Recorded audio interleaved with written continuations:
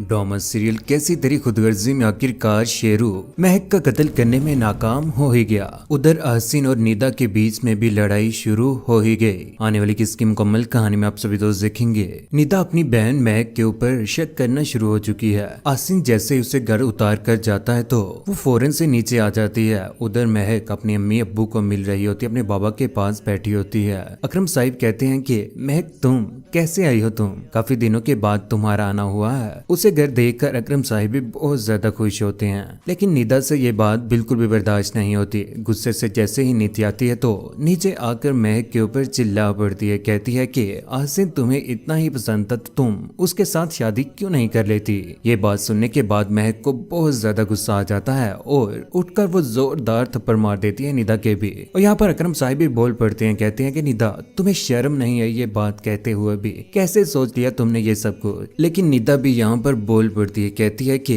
अहसिन के साथ गाड़ी के ऊपर आई है और उसी के साथ बातें कर रही थी, इससे क्या जरूरत थी अहसिन के साथ आने की, शमशेर मर गया है क्या। ये सारी की सारी बातें सुनने के बाद अकरम साहिब भी चिल्ला पड़ते हैं निदा के ऊपर। महक कहती है कि अहसन भी उसी ऑफिस में अबूजान इंटरव्यू देने के लिए गए थे, अगर मैं उनके साथ बैठकर आ गई हूँ तो इसका ये मतलब नहीं कि मेरा अहसन के साथ कोई अफेयर होगा। ये बात निदा को बहुत ज्यादा परेशान करती है कि अहसन क्यों उसी ऑफिस में जॉब करना चाहता है। यहीं पर महक फैसला कर लेती है कि वो दोबारा से अपने घर चले जाएगी। यूं वो अपने घर पहुंच ही जाती है। जैसे ही वो घर में जाती है तो वहां पर वो अपना बैग रखती है। पीछे से शमशेर आ जाता है। शमशेर हैरान रह जाता है कि महक अचानक से घर वापस आ चुकी है। महक से जानने की कोशिश करता है, महक क्या हुआ है, इतनी जल्दी घर वापस आ गई। लेकिन महक क्या बताए, पहले ही शमशेर के दिल में अहसिन को लेकर शक चल रहा है। कुछ नहीं, वो मैंने सोचा कि आप घर में अकेले होंगे, बेहतर होगा कि मैं घर वापस आ जाऊं। आप खाना खाएंगे क्या, मैंने आपको अहसिन के साथ देखा था। लेकिन आगे से महक कहती है कि भले मुझे तुमसे पहले खौफ आता था, लेकिन आज तुम्हारा साथ अपने साथ देखकर मुझे सुकून आता है। शमशेर कहता है कि मुझे बहुत अच्छा लगता है कि जब तुम मुझे कहती हो कि मैं तुम्हारा हूँ। महक कहती है कि मैं माजी भूल चुकी हूँ, ख्वाह उस माजी में आज से नहीं क्यों ना हो, या जिंदगी में जो कुछ भी मेरे साथ हुआ, आपने मेरे साथ जो कुछ भी किया उसको मैं भूल चुकी हूँ। आप मेरे बारे में कोई भी ऐसी बात ना कीजिएगा, मैं माजी भूल चुकी हूँ। और एक बीवी के लिए ना उसका शौहर सबसे महफूज इंसान होता है, इसीलिए मैंने फैसला किया कि मैं इसी घर में दोबारा वापस आ जाऊं। शमशेर को सारी की सारी बातें बहुत अच्छी लगती हैं और वो दोनों खाना खाने के बाद आखिरकार एक दूसरे के पास लेट ही जाते हैं। लेकिन दूसरी जानिब एसएचओ साहिब शेरू को लेकर दिलावर साहिब से मुलाकात करवाने के लिए दोबारा से पहुंच गए। जैसे ही वो शेरू को लेकर गाड़ी में जाते हैं तो शेरू दिलावर साहिब के गुंडों की गाड़ी में बैठा होता है, क्योंकि सारा का सारा प्लान तैयार हो चुका है। गाड़ी से जैसे ही नीचे उतरता है तो शेरू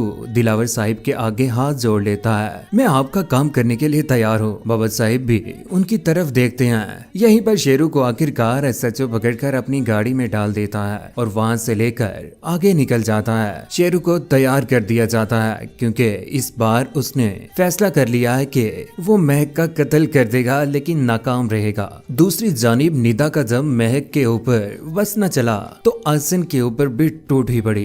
कहती है कि वैसे बड़ी बात है, पूरी दुनिया में एक ही ऑफिस रह गया था ना जहाँ पर दोनों को साथ में जॉब मिलनी थी। ये बात सुनने के बाद अहसन को बहुत ज्यादा गुस्सा आता है कि निदा इस तरह की बातें कर रही है और उसके ऊपर शक कर रही है। और वो आगे से उसे कहता है कि ऐसी कोई भी बात नहीं है, जो तुम सोच रही हो ना उसे ऑफिस से मैं लेकर आया था, बस क्या ये मेरा गुनाह है। और जब ज्यादा बोलना शुरू कर देती है निदा भी तो अहसन कहता है कि मुझे अंदाजा नहीं था कि तुम इतनी जहालत का मुजाहरा करोगी। यही बात कहने के बाद वहाँ से गुस्से से निदा जाने लगती है तो अहसन उसका हाथ पकड़ लेता है। मैं किसी को अपना हक नहीं छीनने दूंगी, चाहे उसके लिए मुझे कितने ही थप्पड़ क्यों ना खाने पड़े। लेकिन आखिरकार निदा के दिल में शक बैठ चुका है जो इतनी जल्दी निकलने वाला नहीं है। उधर दिलावर साहिब आखिरकार एसएचओ को कॉल कर ही देते हैं। कहते हैं कि आज रात काम हो जाना चाहिए। और शेरू के साथ भी बात होती है और शेरू को कहते हैं कि खुश नसीब हो तुम, आगे जिंदा रहने का भी तुम्हें मौका मिल चुका है, आज रात काम हो जाना चाहिए। दूसरी जानिब शेरू भी तैयार हो चुका है, निकाब करके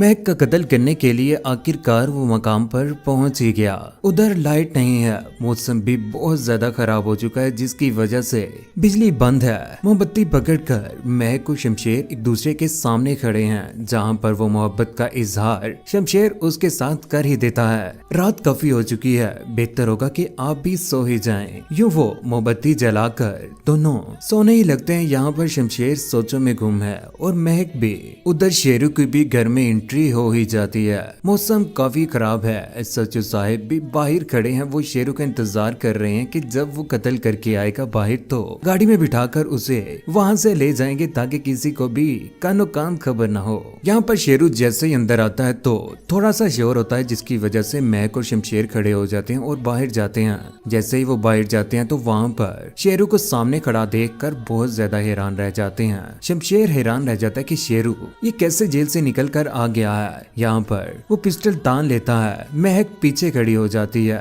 उधर बाबा साहिब भी सोचों में गुम है कि कब उसे पैगाम मिलेगा कि महक मर चुकी है। मौसम बहुत ज्यादा खराब है। बाबा साहिब बहुत खुश होते हैं। उधर महक के सामने शमशेर खड़ा है। शेरू भी डर ही जाता है। जैसे ही वो गोली चलाने लगता है तो उसका निशाना दीवार के ऊपर लग जाता है और गोली किसी के भी नहीं लगती। यहाँ पर शमशेर शेरू के पीछे भागता है और शेरू वहाँ से भाग ही निकलता है। बारिश हो रही है। शेरू जैसे ही गाड़ी में बैठता है तो वहाँ से गाड़ी लेकर शेरू को वहाँ से भगा ही दिया जाता है और बारिश होते ही शेरू को गाड़ी से नीचे फेंक दिया जाता है। लेकिन इस बार शेरू पकड़ा जाएगा जिसके बाद बाबा साहिब का भी बहुत बुरा अंजाम होने वाला है। सारी की सारी हकीकत जब शमशेर के सामने आएगी तो वो दोबारा से बाबा साहिब का बहुत बुरा अंजाम करेगा और जब सारा का सारा इल्जाम बाबा साहिब के ऊपर लगेगा तो मीडिया के बंदे आखिरकार पहुंच ही जाएंगे डेरे के ऊपर और दारा की भी वहां पर दौड़ लग जाएगी। उधर जब ये बात महक के घर वालों को पता चलती है तो वो बहुत ज्यादा परेशान हो जाते हैं। अकरम साहिब भी सोचते हैं कि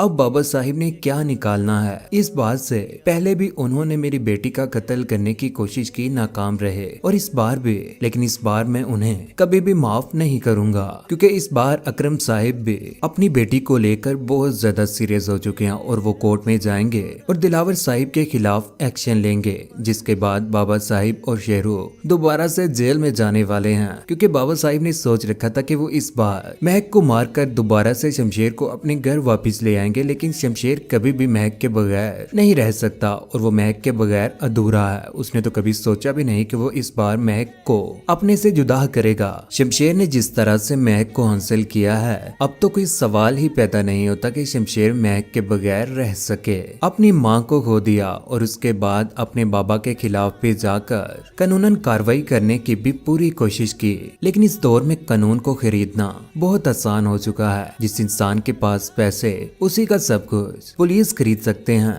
लेकिन खुदा की लाठी बेआवाज है। वो हमेशा सबर करने वालों के साथ है। इस बार महक और शमशेर का फैसला खुदा की जात ही करने वाली है। लेकिन कौन कौन चाहता है कि शेरू और बाबा साहिब को सजाए मौत हो जाए। महक और शमशेर को एक दूसरे के साथ कौन कौन देखना चाहता है और जो निदा के दिल में शक बैठ चुका है क्या वो सही है या गलत। नीचे कमेंट सेक्शन में अपनी मोहब्बत भरी राय का इजहार जरूर कीजिएगा। चैनल को सब्सक्राइब करने के बाद बेल का बटन जरूर दबाइएगा। अपना ख्याल रखिएगा, दुआ में याद रखिएगा। अल्लाह हाफिज।